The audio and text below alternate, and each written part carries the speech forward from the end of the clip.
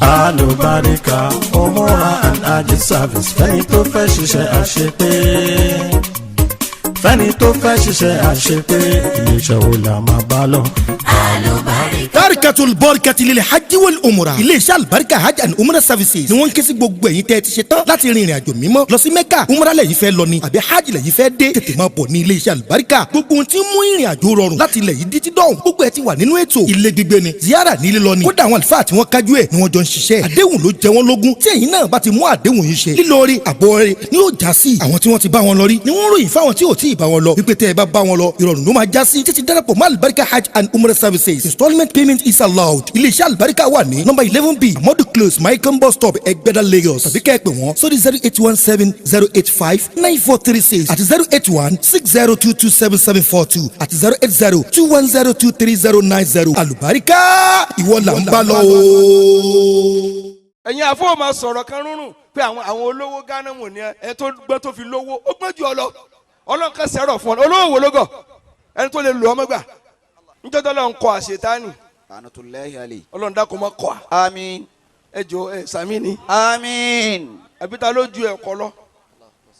Àṣetánì táwọn ń wí ní sánmà kẹrin ó ń dun mọ̀kámọ̀kan nígbà kan ó wá yẹn náfìlà àràkà méjì ó sì yàn fún 6,000 years. Ẹgbẹ̀rún 6 ọdún ló fi yàn kọ́lọ́n tó fún ní mọ̀kámọ̀ náà síbẹ̀ Ọlọ́run bá tiẹ̀ jẹ́. Ìbílísì wá kọjú sí Ọlọ́run. Ó ní gbogbo ọṣẹ́ tí mo ṣe fún ọ látọdún yìí. Ṣèbá Ọlọ́run ṣàbòsí ni ẹ̀san ṣẹ̀ mi dà. Ọlọ́run ní rárá n ò ní ṣe àbòsí rẹ. Ṣùgbọ́n nínú ẹ̀san ayé yìí bí mi ní tó bá bí mi. Kí ló dé tó bá yẹn jà débi tó rí ibi tó wúlò sí. Ọlọ́run gan bẹ́sù jà ó bàjà fá àmójà sẹ́kù síbi tó wúlò. Kí ló bí ń fi ṣe ọ́tọ̀ fi kọ́ tọ́ tó wá kọ́ ọmọ tì í. Bóyá ìtọ́ ọkọ̀ nínú Alubarika bóyá òní ó sì ọ́. Fáńkì húmá tọ́ ọba lakunmi nà nìṣá. Dédé sáìsì yìí ni ẹ fẹ́. Àwọn míì ń bẹnu obìnrin 1,000 tí wọ́n ṣe bẹ̀. Ọbẹ̀ àsìpọ̀ ni ó ṣe ẹ̀fọ́ ni ẹ sì rún ẹja sí. Ẹ sì jẹun lẹ́yìn kódà yóò tún ra gàrí mbẹ àtàbí kàn yín sẹ̀mú. Sàwòtí wọ́n tó fi lè mú Ọlọ́run sọ fún Núù pé ọ̀rọ̀ tí Àṣetánì sọ tẹ̀lé ọ̀rọ̀ gidi ni ṣùgbọ́n má yẹ lè sùn. Wá ìtọ́lọ́run ò ní mo bínú sí máa bínú sí. Gbogbo ẹ̀dá tó bá ti lé ayé tí ò rí mú ọ̀tá àwọn tó rí mú ní òmò ṣe. Ma'udhalladhi ma sa'aqat. Ẹnìkan wá kí mi jò ní kò wá mọ̀ kí mo ti sin ó wá dẹnu géètì ní tí yóò mọ̀ kò rí nà mọ́ wá ní ṣébi kéwú náà lè yí ó ti kú òní kéwú lásán ń wá ń dààmú. العين دامعة والنفس حازنة والناس حائر عن فقدان لقمان تبكيك حلقتنا يرثيك مركزنا كل المريدين في الأفكار شتان الصفو سمته والورد همته. ọ̀pọ̀lọpọ̀ èèyàn ó ti tẹ̀lé Lukmanu lẹ́nujọ́ Monday sóni ni ṣùgbọ́n ọba tó dáwà gbé nítorí kí èèyàn yòókù ó lè ráyè sí nǹkan míì mò ń sọ fún wa pé ní la tahzan wala tajza innal huzna la ya'ti biman mada. Ìbànújẹ́ ò ní dáńtọ́ lọ padà kò sì ní já ráyè sí tó kàn. Pàmòtá. Mọ̀tá yàwó ma.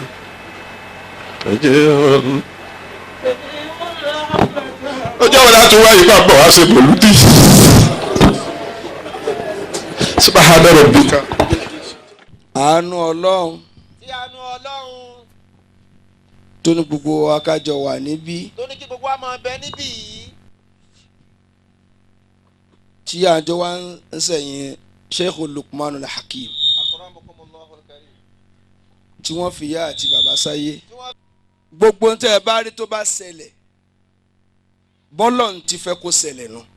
فأولو tadibiri halika. bólúkálùkù ti sọ̀rọ̀ látàárọ̀ ìrònú tèmi yàtọ̀. àní dúpẹ́ kò yẹ ká dúpẹ́ déédéé ọ̀rẹ́ tọ́lọ̀ ń fún ṣe Lukmanu yìí ẹni tó ju òbí wọn lọ ń bẹ láyé tí ń kúnlẹ̀ kí hàn tí wọ́n mọ̀ ránṣẹ́ wọ́n ránṣẹ́ tí ó fi kú ni oríwo ló ń yàn tí wọ́n fi ránṣẹ́ tí ò bá bára tí ò ní jẹun. la tudabbir laka amrahun. àwọn kan bẹ tí ẹ kọjú orí sí wọn ka kẹ́mi ogun sí àwọn tó bá pẹ́ kó tó dáa fún nù. bọ́lọ̀hún ò bá pa ṣé Lukman tó bá ní ká máa tọrọ kú fún kọ́.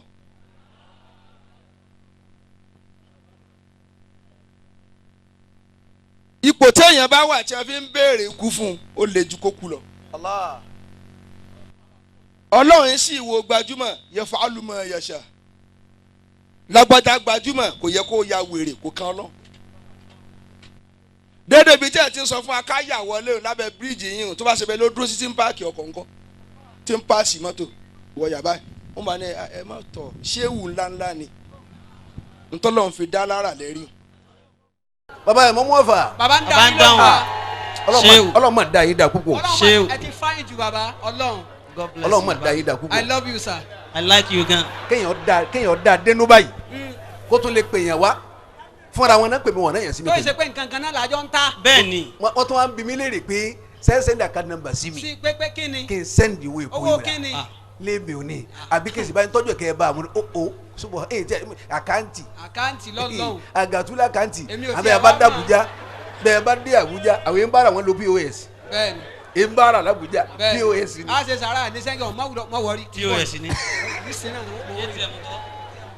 bàbá wa kábíyèsí aláyélúwà ọlọ́fà tìlú Ọ̀fà bàbá kò síbi tẹ́ ẹ jẹ́ lọ́fà tó mọ̀ pé ọmọ kábíyèsí ń bọ̀. Insha Allah.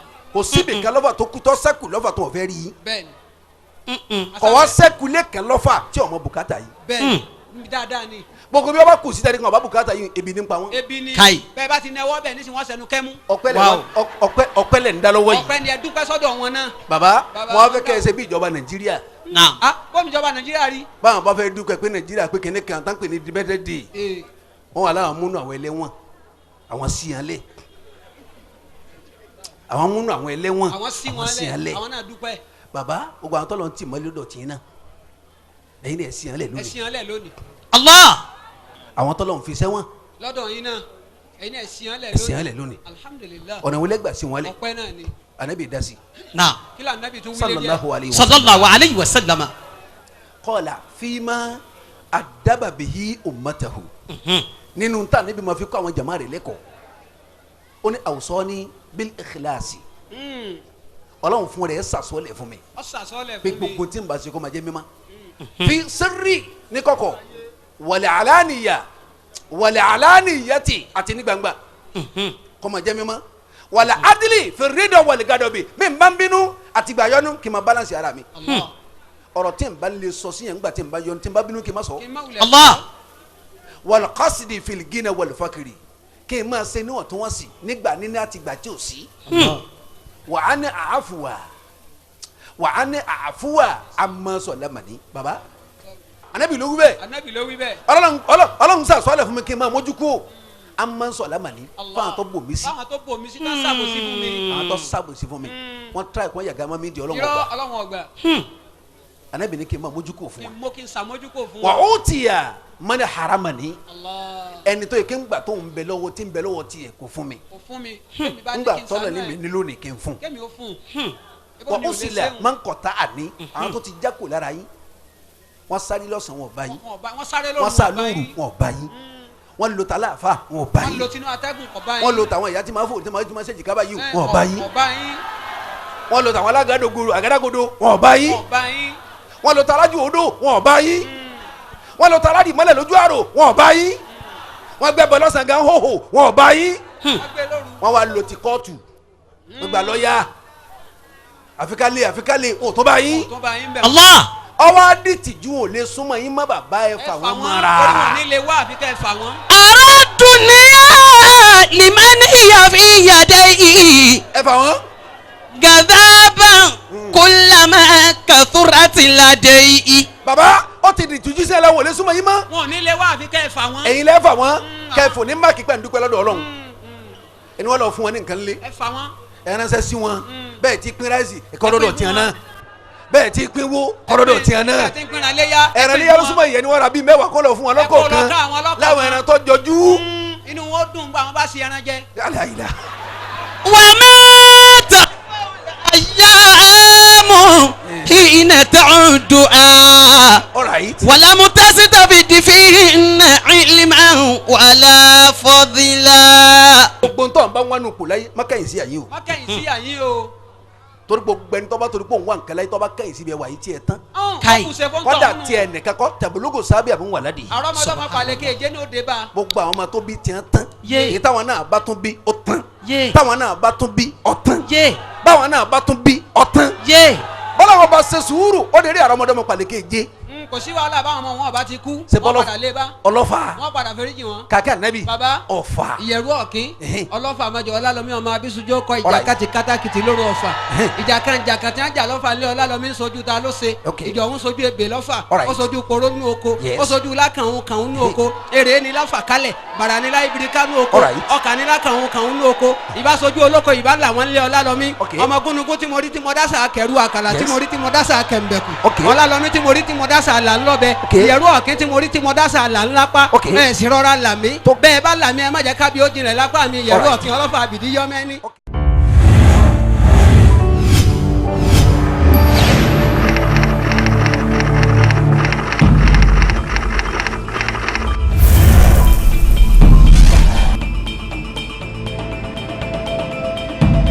وقل الحمد لله وسلام على عباده الذين اصطفى الله خير لما يشركون وكل حمد لله وسلام على عباده الذين اصطفى الله خير عما يشركون ربي أوصيني أن اذكرني متك التي أن أموت علي وعلى والدي وأني أعمل صالحا ترضاه ودينني برحمتك في عبادك الصالحين ربي أوصيني أن أذكرك ẹni bá fẹ́ mọ àwọn nǹkan náà wá. Afansis.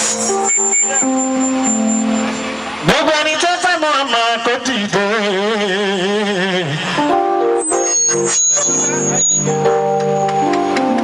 Gbogbo ẹni tó fẹ́ mọ ọmọ kò jókòó kò ṣàṣàlà tó fẹ́ mọ ara mi náà.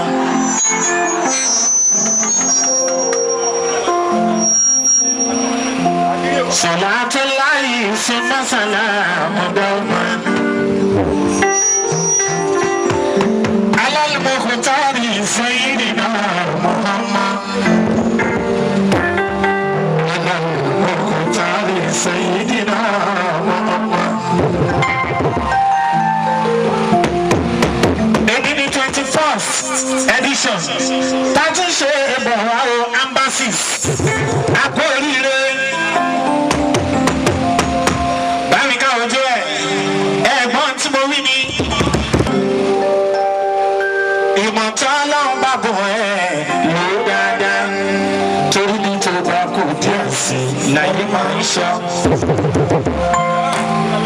Embassies iṣẹ́ jẹ́ ṣe lórí ìtọ́yé pọ́nlé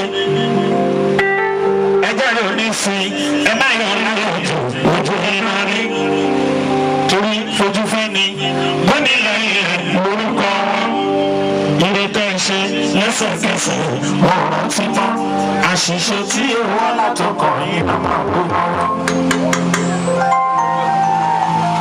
tó bá ń dán tó bá ń dùn tọ́jú jẹ lára ẹ. ìkálá ṣe fáwọn nírọ̀rùn ìnira ní fáwọn kan ayélujára. ṣé kò tó lọ́pẹ́ ní. ọlọ́run mo dúpẹ́ lọ́pẹ́ ní. ṣé kò tó lọ́pẹ́ ní. ṣé kò tó lọ́pẹ́ ní. tọ́lá ṣe fáwa nírọ̀rùn ìnira ní fáwọn kan. torí wípé ìdí ayé yìí lọ kò máa ṣe nítorí ibi ìpá ìdìbò wáyé kò máa ṣe nítorí wọ́n ṣíwájú ní láàrí kí láriwo má kẹ́yìn ní dẹ́gbà. ẹ sọ fún lówó tó dáyé lára pé wọ́n kó ìyọra wọn lẹ́nu. ṣe kò tó lọ́pẹ́ ní ṣe kò tó lọ́pẹ́ ní ìtọ́lá ṣe fáwa ní ọ̀run ìnira ní fáwọn. ó yá tààlà bá mi bẹ̀rù ní kó dórí. tààlà bá mi bẹ̀rù ní kó dórí. tààlà bá mi bẹ̀rù ní kó dórí ọlọ́run. tààlà bá mi bẹ̀rù ní kó dórí. má jẹ́ kó rí ta mí lójọrùn ìwọ o. tààlà bá mi bẹ̀rù ní kó dórí. má jẹ́ kó rí ta mí lójọrùn ìwọ o. tààlà bá mi bẹ̀rù ní kó dórí. ọlọ́run lómi lórí ọ̀tá mi tẹ́tẹ́. lómi lórí ọ̀tá mi tẹ́tẹ́. alájẹ́ sọ̀rọ̀ lórí ọ̀tá yìí tẹ́tẹ́. lómi lórí ọ̀tá mi tẹ́tẹ́.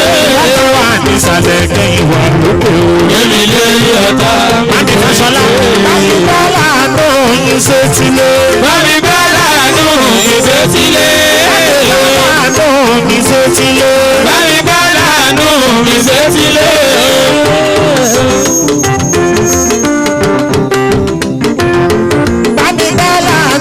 mi ṣe tilé.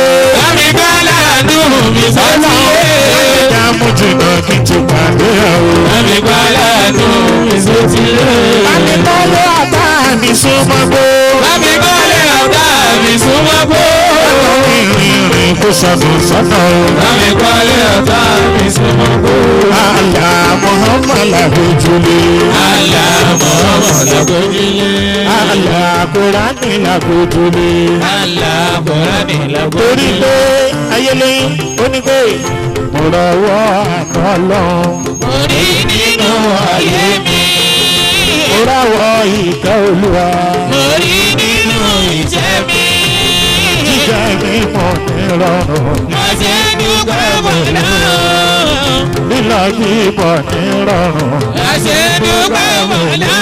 Tó náà mo rí aláwọ̀. Ṣé mo rí aláwọ̀? Tó tún fẹ́ káàbẹ̀ sílẹ̀ orí àwọn mo rí aláwọ̀. Mo rí aláwọ̀. Mo tún fẹ́ káàbẹ̀ sílẹ̀ orí àwọn. Mo tún fẹ́ káàbẹ̀ sílẹ̀ orí àwọn. Ọlọ́run dákun gbàdúrà mi o, báwo mi nìran. Ọlọ́run dákun gbàdúrà mi, báwo mi nìran. Torí pé báfẹ́fẹ́ láfẹ́ jù ìdí oko léwo. Bí dààmú bá pọ̀ lápọ̀jù ẹ̀mí ẹ̀dá lòdì. Ọlọ́run dákun gbàdúrà mi, báwo mi nìran. Ó tó gẹ́ o, Allah ó tó gẹ́. Ó tó gẹ́ o, Allah ó tó gẹ́. Ìbànújẹ́ ayé mi ó tó gẹ́. Muhammadu Miftahul Futuwati Saidi. Muhammadu Yaumil Basira Kokizalu. Anabi Muhammadu sallallahu alayhi wa sallam. Muhammadu Nuhul Aliki. Wa huwa Muhammadi. Azimul Khazimu Ulkita Manjalalu.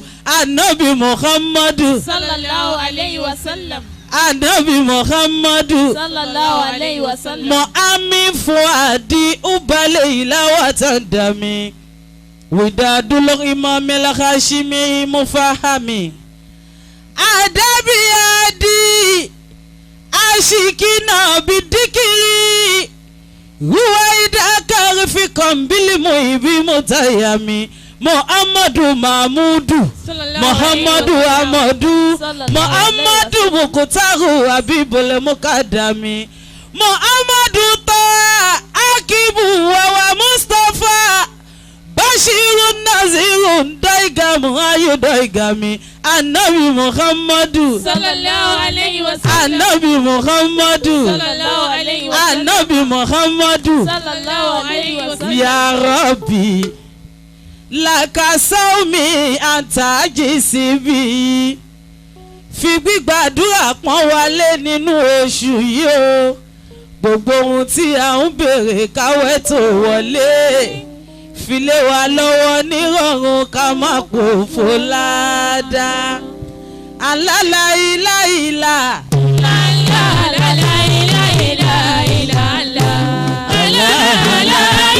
ẹ jẹ́ ká gbọ́ lọ́hùn tóbi ẹ jọ̀wọ́ ẹ gbọ́ lọ́hùn tóbi. alálàíláìlà ìlàlà alálàíláìlà ìlàlà. nígbà tá a fẹ́ wá lé ayé alọ́rẹ̀ bọ́ lọ́hùn aláàfẹ́ wá lé ayé tàbádé lé ayé afẹ́ lówó lọ́wọ́ afẹ́ bímọ lẹ́mọ̀ àtẹ̀túnfẹ́ lérò lẹ́yìn ọlọ́run fún wa lẹ́sì tàbádé lé ayé àsìkiri ní ká ẹgbà mú àsìkiri ní ká máa ṣe àwa wá dé lé ayé àwa ò lọ́nà méjì alálàíláìlà ìlàlà alálàíláìlà ìlàlà. فمن كان منكم مريضا أو على سفر فعدة من أيام أخر وعلى الذين يطيقونه فدية طعام مسكين فمن تطوع خيرا فهو خير له وأن تصوموا خير لكم إن كنتم تعلمون شهر رمضان الذي أنزل فيه القرآن هدى للناس وبينات من الهدى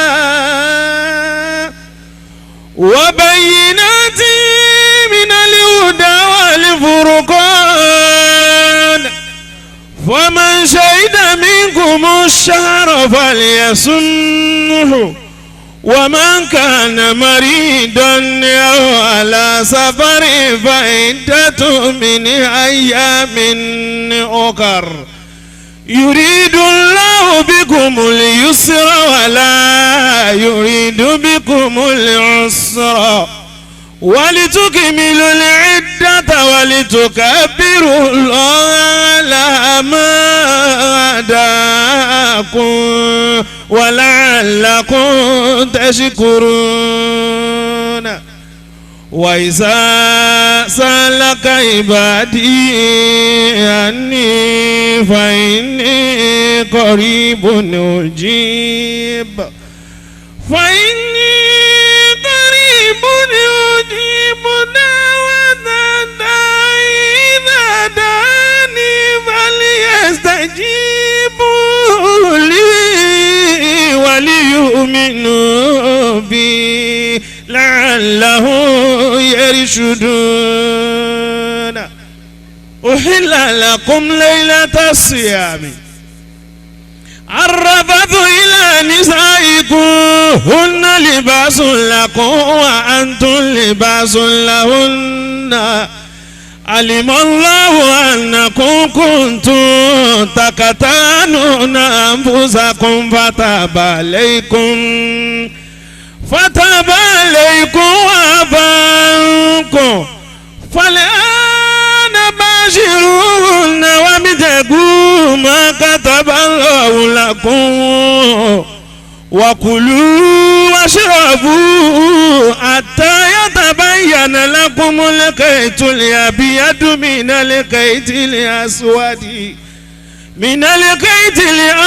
من الفجر ثم أتموا الصيام إلى الليل ولا تباشروهن وأنتم عاكفون في المساجد تلك حدود الله فلا تقربوها كذلك كذلك يبين الله لكم آياته كذلك يبين الله آياته للناس لعلهم يتقون وإن يريدوا أن يخدعوك فإن حسبك الله هو الذي أيدك بنصره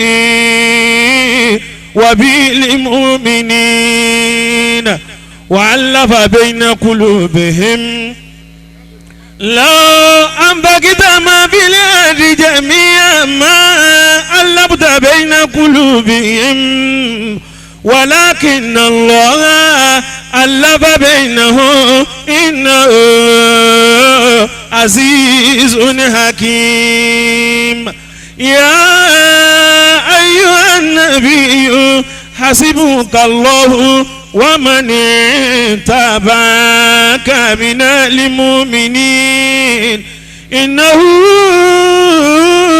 من سليمان وإنه بسم الله الرحمن الرحيم صدق الله العظيم. الله الله لا إله إلا الله محمد رسول الله بهم يا علي لا يؤذي فطول عمر مولانا بإرس أبو يا ربي لهذا القرن سلطانا أجسني من فيود كدا إما بالخير دنيانا صلاة الله سلام الله لخير الناس هدينانا على لا إله إلا الله محمد رسول الله سيدنا ورسول الله عليه سلام الله. اللهم صل على سيدنا محمد الفاتح لما حقلك والخاتم لما سبق ناصر لك بالحق والهادي الى صراطك المستقيم وعلى آله قدر ومقدار العظيم سبحان ربك رب العزة عما يصفون والسلام على المرسلين والحمد لله رب العالمين. هدية منا إلى أولي مولانا شيخ الإسلام. بسم الله الرحمن الرحيم.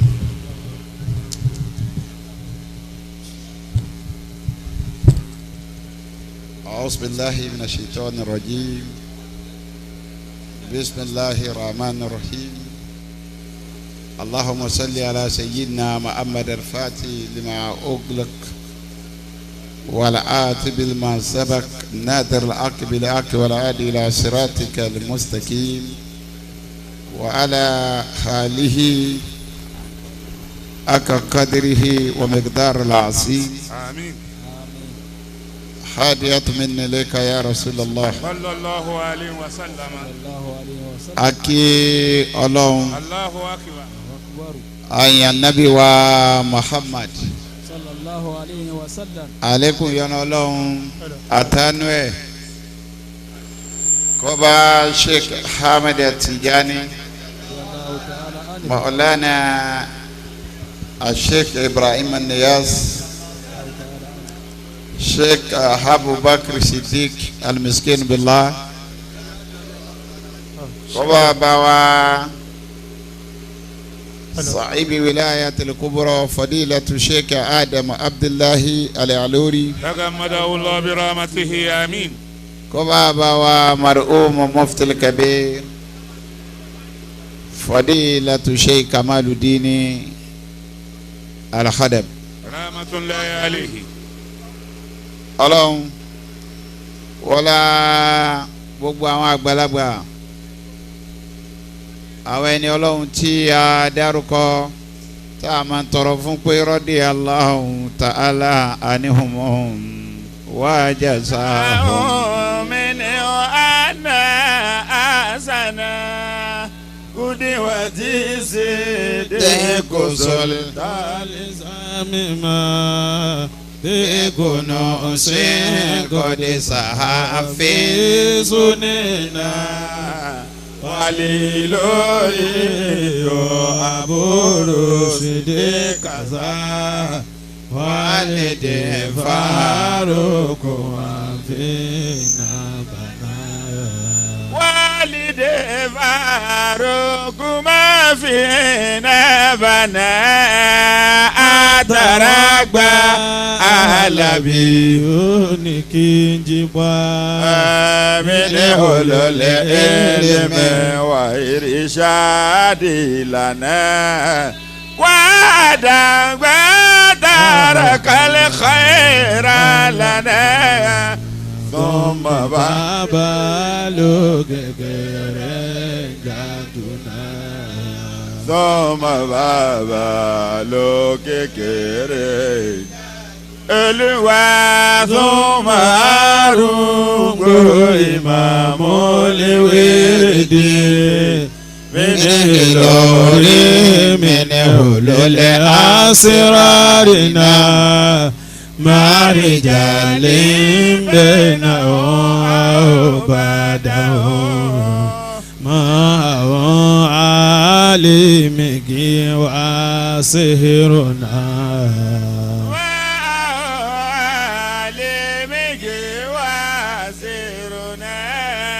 واتجان القطب ضم لقوله ربنا جاز لجميع الحسنى أبقي أمور لقوس عذابده وعلى أحمد سلم ربنا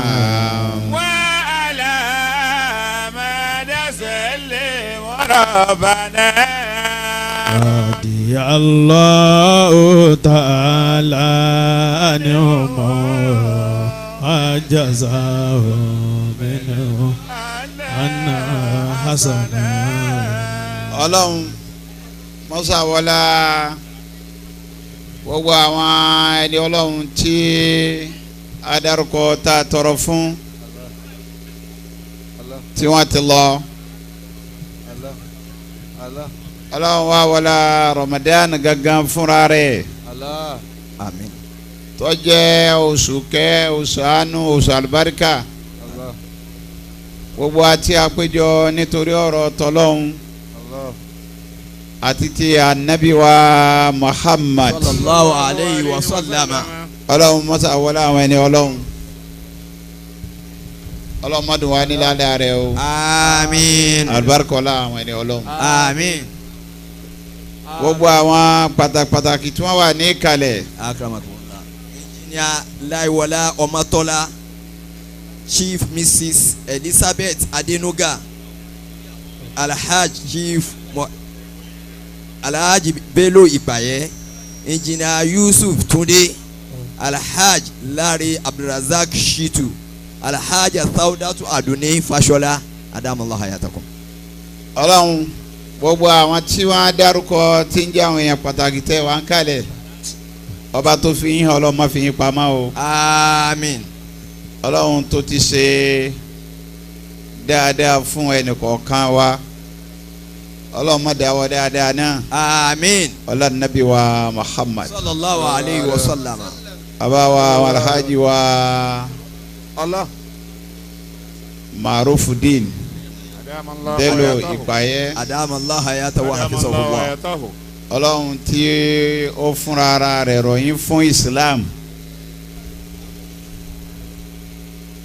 tó sọ ẹ̀mí yín má ẹ̀sìn tó pé kò sí tí wù yín láyé lẹ́yìn tọ́lọ́hún. gbogbo ń tọ́lọ́hún ṣe fún yín dáadáa Ọlọ́run má jẹ́ ó bàjẹ́. àmín. gbajúmọ̀ yín Ọlọ́run má jẹ́ ó wọ́ọ̀kùn. àmín. ọba fún yín gbogbo ẹ̀mí àti àlàáfíà ara. àmín. arísìkí tẹ̀ fi ń ṣe ní Ọlọ́run má jẹ́ ó tán. àmín. má jẹ́ ó rí arísìkí náà la pé kò ní rí Ọlọ́run. àmín. baba tó ti lọ ọlọ́mọsábà yá fi baba wa ọlànàbí wa Muhammad sallallahu alayhi wa sallam. ọ̀fi dẹ́dọ̀ gbogbo àwọn tí wọ́n dárúkọ àwọn alájú wa alárisì tó ọlọ́mọba dó tì wọ́n. àmín. ọlọ́wọ́n afa. àmín. gbogbo àwọn màmá wa tí wọ́n jẹ́ àwọn èèyàn ńláńláńlá ọlọ́mọba àgbàdo àgbogbo yín. àmín. alibarika ọlànàbí wa Muhammad. sallallahu alayhi wa sallam. gbogbo àwọn jama wa ní alade market bí àánú ọlọ́run ló kó àjọ ọlọ́run má fi bínú ẹ̀ tú wa ká o. àmín. àánú ọlọ́run ló kó àjọ ọlọ́run má fi bínú ẹ̀ tú wa ká. àmín. àánú ọlọ́run ló kó àjọ ọlọ́run má fi bínú ẹ̀ tú wa ká. àmín. ọlá nàbí wa Muhammad. gbogbo àwọn jama àwọn imam gbogbo àwọn mọ̀kí ọlọ́run kó gbàdúrà wa. imam Ọládìméjì imam Santos àti gbogbo àwọn àyímà. ajiwa Kamaldeen ayélujára ọlọ́run musa wàlá àwọn ẹni ọlọ́run kára àlùbáríkà o. àmín. ibi ọ̀dà adé ọlọ́run má jẹ́ ọba jẹ́ nbẹ ọlá níbi àmọ́. imaamu wa alfa wa aji wa suleimanu asaruwa. sanda. ọlọ́run wàlá àwọn ẹni ọlọ́run gbogbo ntọ́ ṣe fáfá má jẹ́ kọ́kọ́ kan ọba jẹ́ nbẹ. àmín. ọlá níbi wa Muhammad. àmín. ọlá àwọn ẹni ọlọ́run. àmín. ọlá àti tóbi ọlọ́run ọlá àjẹkàn ọlọ́run. gbogbo sọ̀rí kọ̀ọ̀kan ọlọ́run gbàdúrà yín o. àmín. rukaya ọlọmọsa tọ́jú rẹ̀ tọ́jú ẹnìkan kan halima ọlọmọ tọ́jú ẹnìkan kan àmín. jama alọkun lóbìnrin salamu alaykum wa rahmatulahi wa barakatu. wa aleykum salam wa rahmatulahi wa barakatu. wa kulli alhamdulillahi wa salamun ala ibadi ladina stafa. Allahu ayrun li ama yushrikun. Wa kulli hamdulillahi wa salamun ala ibadihi allazina istafa.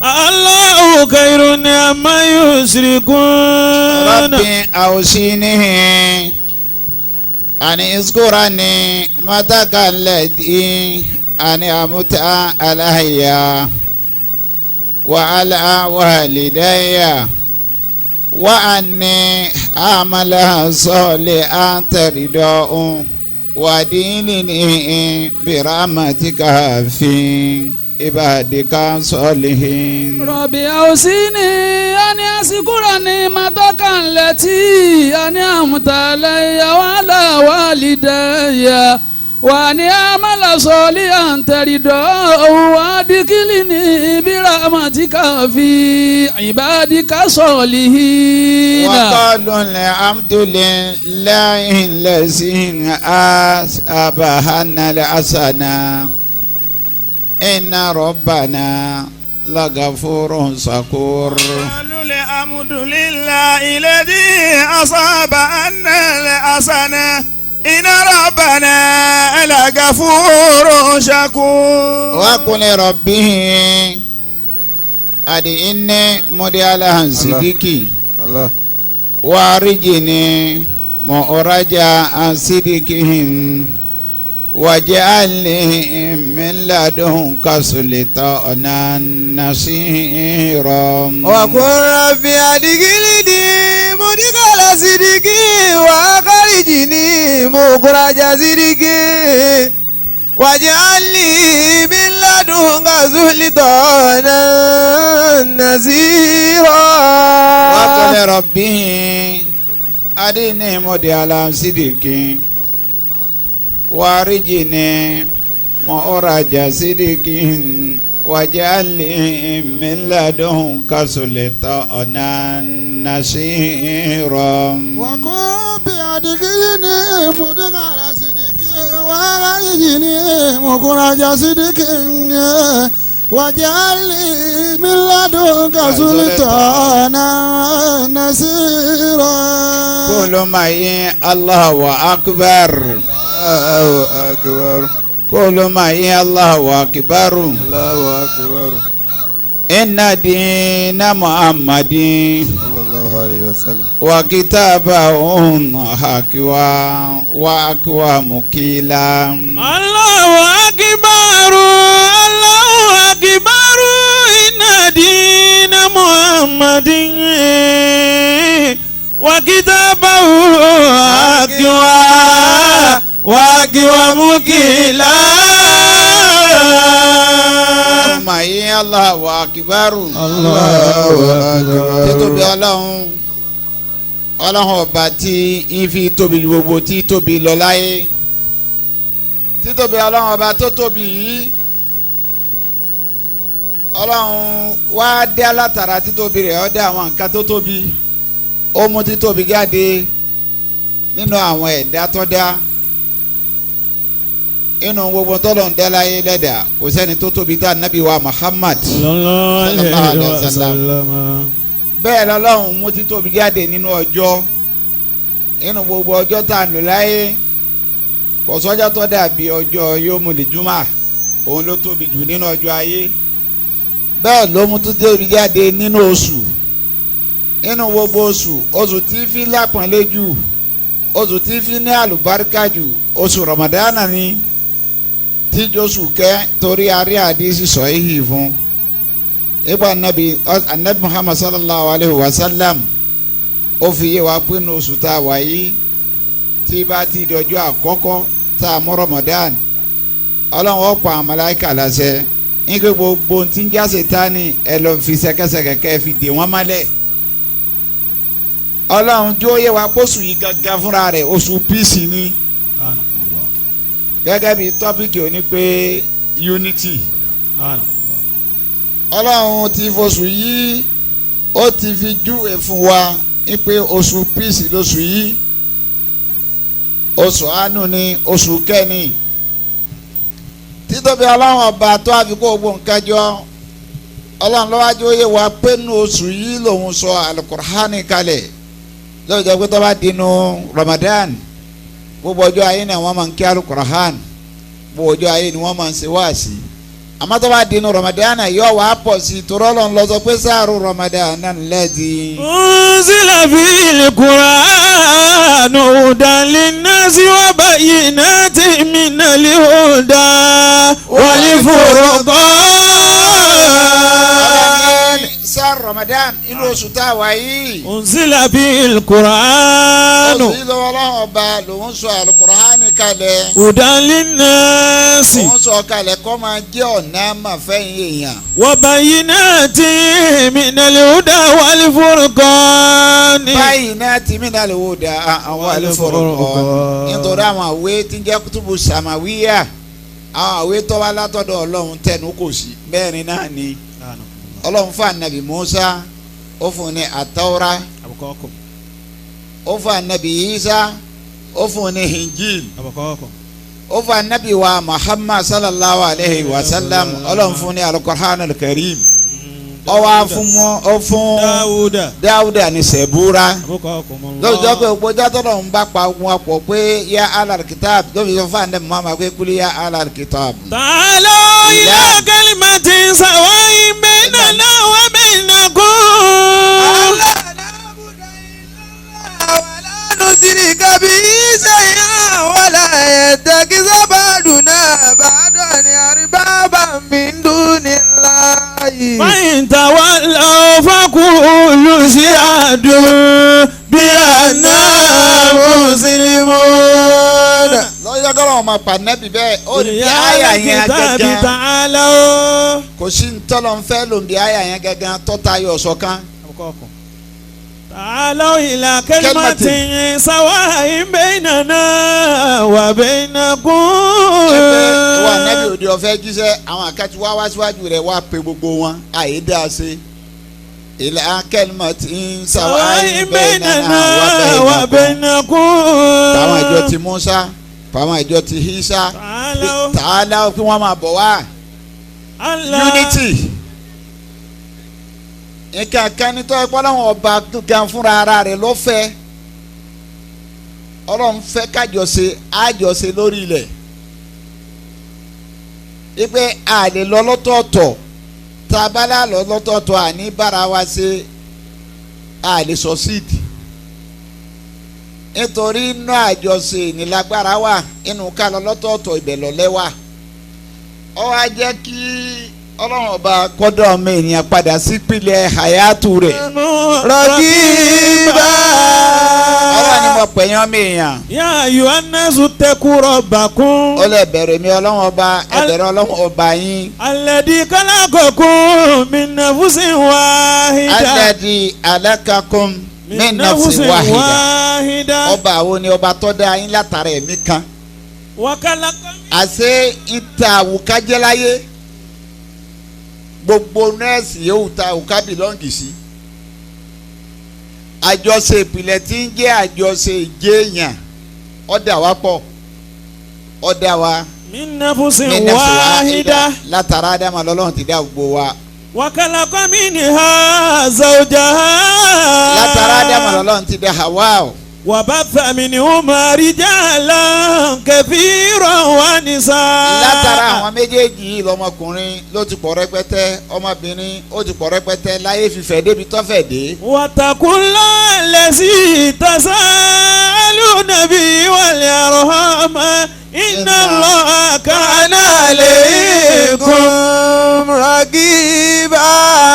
ọ̀rọ̀ ni tẹ̀ bá bẹ̀rù gangan ẹ bẹ̀rù adájọ́ bíi ẹbẹ̀rù tí wọ́n ń pè ní okùn bí tá a máa fi bẹ̀rẹ̀ wa pé mo fi alájọ bí mo fi bì ọ́. àjọṣe yìí Ọlọ́run dá àpadà sí pìlẹ̀ pé ẹ rántí pé mi tẹ́ ẹ ti ń bọ̀ ọ̀kan náà jọ ní Ọlọ́run wá fẹ́ ká mọ̀ pé unity yẹn dandan ni a lè dáṣe lórí ilẹ̀ ìwọ̀n sọ yìí pé ayọ̀ ànáṣù iná alákínákùn mi sákàrin wà ó ń dá wájà lìnà kún ṣùgbọ́n wà kọ́ báyìí lálítà rọ̀ fún. ó lè mi Ọlọ́run ọba ni mo dá yín lè sákàrin wà ó ń sá mo dá yín lákọ̀ mo dá yín lábo. wájà lìnà kún ṣùgbọ́n wà kọ́ báyìí là. sùúbà mo dá yín lọ́dọ̀ wà kọ́ báyìí là mo sì dá yín ní ìdílé lítà arafu kẹ́ẹ̀dì bá a mara yín tà arafu làwọn afáàsọ yìí pé gbólóhùn lítà arafu àti pé lí tasarrak kẹ́ẹ̀lì jọ ṣe ẹ jọ ṣe ni kò pọ́síbù kẹ́ẹ̀dì ẹ gbọ́dọ̀ jọ ṣe tẹ́ ẹ bá jọ ṣe ó rí pé tó Ọlọ́run ni ilẹ̀ kan ní òwò hapu ibì kan lóbi ó ti máa jáde tí ẹni tó bí ń jáde lára rẹ̀ lọ́dọ̀ rẹ̀ tí ẹni tí ápù ń wù lọ́dọ̀ tiẹ̀ tí ọba bá ṣe kò lè láǹfààní kí ápù yọ wá eléyìí náà ò ní láǹfààní láti gba obì tí ara lé tó bá lóun ò ní bárò oko ṣe wọn èéwu sùn láàrin ìlú ó sì sẹ̀mí ó jẹun oúnjẹ sì wá láàrin ìlú ẹ̀yìn ìlú ni oúnjẹ ti ń wá gbogbo tá a wá fi lajú ọ wà nínú gbòòrò Ọlọ́run ló ti fi hàn pátara alẹ́ àtàrà oko ẹ̀jọ̀ ṣe ni. anasuli nasi mi badi wiwa hadiroti. badun li badi wa ilamu yasi wuru kadamu. badun li badi wa ilamu yasi wuru kadamu. níta àràfù ẹ̀jọ̀ ṣe ni ìjọ ṣe ní bí àná pé àáfọ̀mọ́ fúnra wa ẹ gbọ́dọ̀ jọ ṣe. àjọṣe ní pé bí kẹjọṣe òun ni unity wà tẹ balẹ̀ fẹ́ dáṣe lọ́tọ̀ọ̀tọ̀ pé ẹ máa dáṣe lọ́tọ̀ọ̀tọ̀ ẹ lè sọ́sídì àìlè sọ́sídì ń bẹ̀ lọ́jọ́ kọ́ lọ́hún mú àpèjúwe kan wá ẹgbẹ́ òun fẹ́ má pèjúwe wá bá mi lọ sí Suratu Zumar.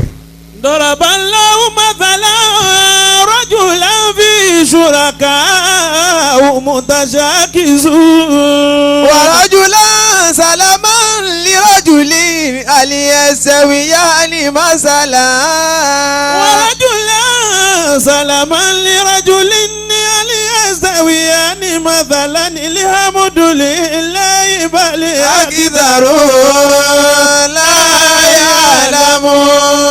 Ọlọ́run fẹ́ máa pèjúwe wa níbi ọ̀rọ̀ ẹ̀sìn ọ̀rọ̀ pé a sin Ọlọ́run á máa pèjúwe àyà kan wá. daraballahu masalan rajulan fihi shuraka mutashakisun. Ọlọ́run àpèjúwe wa lọ́wọ́ ọba ní látara arákùnrin kan fi ṣùràká Fi ṣùràká o. mutasakisun. ọlọ́run tó nípọ̀ àwọn tí ń sin òṣàánú tó wá lọ́lọ́run pípọ̀ ọ̀kan Ṣàngó ọ̀kan Ọbàtálá ọ̀sàfin gbogbo wọn yẹlẹyẹlẹ ọlọ́run rẹ̀ ń pọ̀. wa rajulan salaman li rajulin. pẹ̀lú alákùnrin kan tọ́já sí pé òun ọlọ́gàá pípọ̀ ọ̀gá kan ṣoṣo ló ní tọ́gbà fún. hal yastawiyani mathala. ọlọ́run ní ìjẹ́wọ́n jọra wọn. aliyestawiyani masala. Masala. kámo wá ní àpèjúwe ẹni tó fẹ́ sáàfù ọgọ́rùn-ún ọ̀gá àtẹni tó fẹ́ sáàfù ọ̀gá kan tàlà àláfíà ọ wà fún àláfíà ẹ̀mí àtàláfíà ara. alhamdulillahi bal aktharuhum la ya'lamun. aktharuhum la ya'lamun. ìjà sí pé ìfọ̀rọ̀ síbi kankanjọ gbáwọ́jọ pọ̀ sí nkankan ìmọ̀ mú àlàáfíà wá bẹ̀dá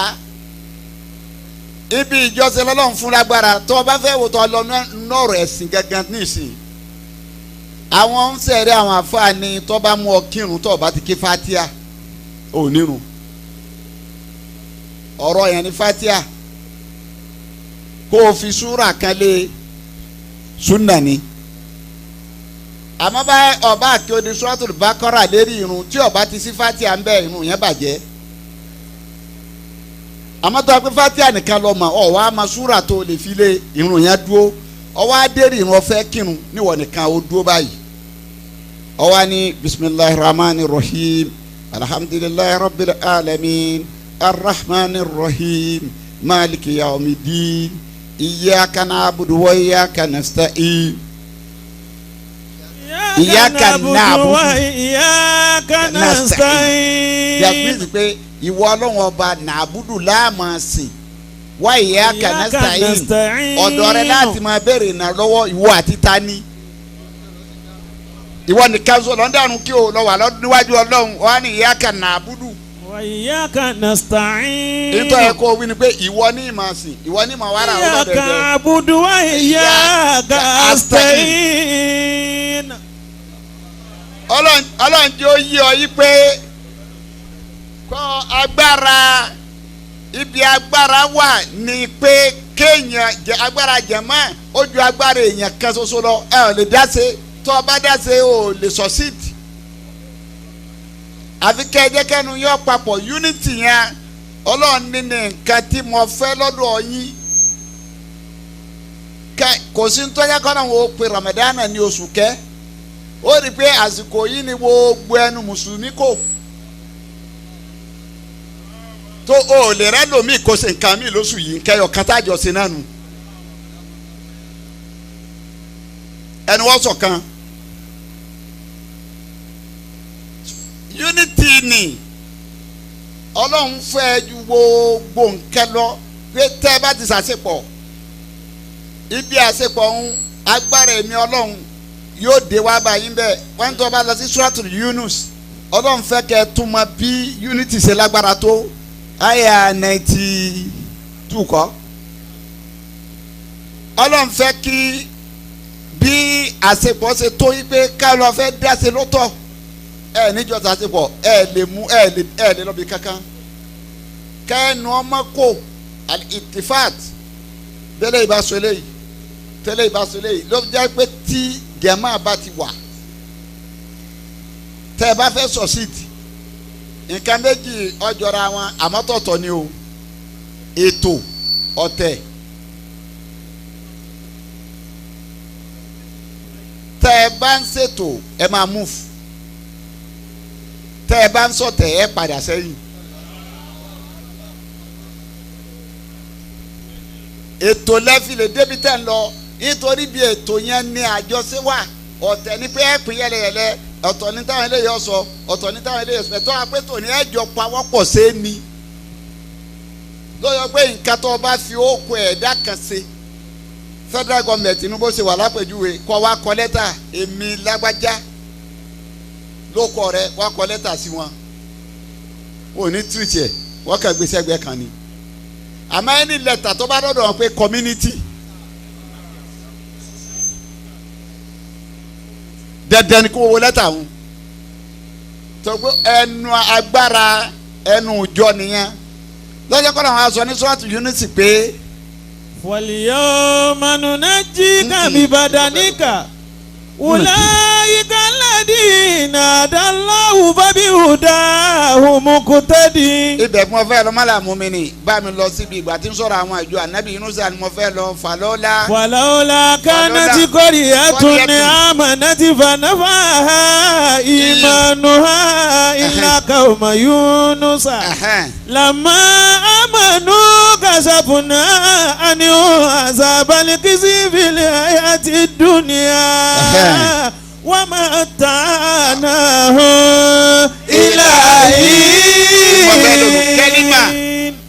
ìlànà àwọn afa sọ̀rọ̀ lérí ẹ̀. ومتعناه إلى حين. wọ́n máa tánà ọlọ́ọ̀ni fi wọ́n lẹ̀ lérí ìgbádùn wọn máa gbádùn wọn ò ní dààmú ìláyé ní kẹ́lìmà ìláyé ní títí nígbà tí wọ́n tánu òfin ní kò mọ́ tí ẹnu wọn bá ti kò mọ́ ìmúyàwá ni.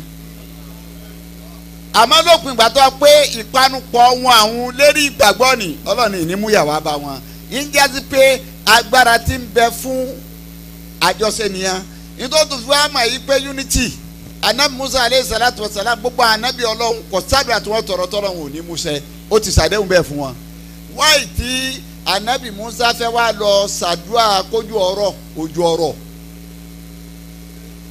ìyẹn wá dé gbogbo nǹkan wá ṣe kí ló dé tí òjò kónúlé rẹ̀ kọ́sọ́ gbọ́dọ̀ ń rọ̀jò ó wá kéde gbogbo ẹ̀yin jọ ọmọ ẹ̀jẹ̀ lọ sẹ́yìn ìlú ká lọ ṣe sàlátù al-istisqa ọ̀ ká lọ béèrè lẹ́nu lọ́dọ̀ Ọlọ́run pé rọ̀jò fún wa ọ̀fẹ́fẹ́ ẹnu jẹ́mọ́ wọn fi béèrè rẹ̀ wọn èkó mẹ́ẹ̀ tójò fi rọ̀ ẹnu papọ̀ bí a ṣe kẹ́ kínú tó aka ilà aka lazari akima group aki ishai jama ama kí jama irun jama lọ́la ju irun tẹ́nì kadà kìlọ̀ àmọ́ bó ṣe tún lọ́la tóun náà kò wá lọ́la tóun jimá. torí ìpèpè yẹn ha mọ̀ ní pé ìsànúdi a lisalati min yawmil jumu'ah fas'au ila dhikrillahi azarul bay'a dhalikum khayrun lakum in kuntum. ó lè sọ̀rọ̀ àkókò tá a kírun kọ̀ọ̀kan àmọ́ gbà tó fẹ́ sọ̀rọ̀ ọ̀run jimá. ya ayyuhalladhina amanu. wọ́n ní mo pẹ́ ń tẹ́lẹ̀ gbèmí Ọlọ́run bá gbọ́. ìsànúdi lisalati min yawmil jumu'ah. ẹni gbọ́dọ̀ ń gbọ́ ní ọkà ṣùgbà ẹni gbọ́dọ̀ ń gbọ́ ní ọkà ìlà ẹni gbọ́dọ̀ ń gbọ́ ní ọkà lásàrì ẹni gbọ́dọ̀ ń gbọ́ ní ọkà gurubi ẹni gbọ́dọ̀ ń gbọ́ ní ọkà ìṣáì àti kí láàrin ọ̀sẹ̀ àmọ́ gbà tó wá fẹ́ sọ ti jimá ó ní gbogbo yìí tẹ́lẹ̀ gbà mí gbọ́ yìí. ìsànúdi lisalati min yawmil jumu'ah. tẹ́ ẹ bá ti gbọ́ pé wọ́n pèpè irun jimá fas'au ila dhikrillahi. ẹ lọ ní tíìmù ni. ila dhikrillahi wa zarul bay'a. ẹ fi gbogbo tẹ́ǹtà tẹ́ra hùn ẹnìkan ní dàtajà ní ọjà aláwa yìí sọ́ọ̀bù ẹ̀yọ̀ kan kó wà ń bẹ̀ Ọlọ́run gbogbo ilé àgbẹ̀ bá gbọ́ wọn pè ní mọ́sálásí yìí. fas'au ila dhikrillahi. gbogbo yẹn fi tẹ́ǹtà múlẹ̀. wa zarul bay'a. zarul bay'a. dalikum khayrun lakum in kuntum ta'lamun. àwọn àjẹmọ́ lọ́lọ́run fi sọ. òun ló fà tá ní Muhammad sallallahu alayhi wa sallam mo tún sọ wá sí ni pé àwọn mẹ́ta wọ́n bẹ tọ́lọ̀ ń ṣoore fún lásìkò ànábì oore yẹn sì ń jọ́lá fún wọn ń jẹ́ fún ìdílé wọn. ẹni tí máa ń kọ Al-Qur'an tí wọ́n ń pè ní katibul wáì ọ̀kan nu wọn nu ó kọ tí wọ́n sọ ọwọ́ adọ́lá gbogbo ìdílé wọn fi ṣe ìyànà pé àwa là á kọ Al-Qur'an al-Karim. ẹlẹ́ẹ̀kejì lẹni tó jẹ́rìí ànábì Muhammad sallallahu alayhi wa sallam wọn ní ànábì ya hawa lọ́dọ̀ Yẹwudi wọn kà ànábì àwọn nkóbi ànábì òun ti fún ọ ó lè ti fún un ọ̀kanu sàábà wa bẹ́ẹ̀ ó ló fún ọ kó ń fọlọ́wọn ọba búra ó fún ọ ànábì ló ṣe máa jẹ́rìí òun sósojú ẹ̀ tó ń fi gbé fún un ni ó ní wọ́n tọ́ ọ lọ gbàdúgbò àníwá tó kúrọ́ odidi àrùkárì tá a bá rán bẹ́ẹ̀ lọ́wọ́ àpúrọ́ lérí pé ọ̀ya wà lọ́dọ̀ yẹn ó sì fún padà ànábì ní tó bá rí bẹ́ẹ̀ ìjẹ́rìí èèyàn méjì nínú ìsìlámù sàádà ìgbé yàyọ ladina amanu ìsá tàdáyé tùmú bìdẹ́ni àjàlè musamman fàkìtùbù. ọ̀ tí ìbá débi tí ń lọ́mọ làmúmin wọ́n ní ìjẹ́rìí ni fàkìtùbù. وليكتب بينكم كاتب بالعدل ولا يأبى كاتب أن يكتب كما علمه الله وليكتب وليملل الذي عليه الحق وليتق الله ربه ولا يبخس منه شيئا وإن كان الذي عليه الحق سفيها أو ضعيفا أو لا يستطيع أن يمل هو فليملل ولي بالعدل واستشهدوا شهيدين من رجالكم شهيدين من رجالكم ẹgbẹ́ ẹlẹ́rìí méjì ṣáìdẹ́ni mẹ́rin jáde kún nínú àwọn ọkùnrin yín anabi odidi rúkúnù kan ni o anabi wa ní ẹ̀rí tí wọ́n kàn yí bá ti jẹ́ ó ṣe déédéé ẹ̀rí tí èèyàn méjì ọ̀jẹ̀ ọba dọ̀la fún àti ìdílé rẹ̀ ẹlẹ́ẹ̀kẹta òun wà ní ansọ́là yìí wọ́n ló kú sójú ogun anabi wa ni wọ́n lọ sìtú àwọn sàábà kẹ wò wọ́n wá amákùnrin tó lọ́wọ́ sọ́wọ́n sàábà pé ansọ́là o màláìkà lọ́wẹ̀ làwọn sàábà wa ń wò anabi yìí pé ọ̀pọ̀ fẹ́ràn ansọ́là màláìkà ọ̀wẹ̀ wọ́n ansọ́là ni ọmọ wa wẹ̀ nígbà wọn ò débi tí wọ́n kú sí lóòótọ́ wọ́n wá rí ansọ́là yìí pé.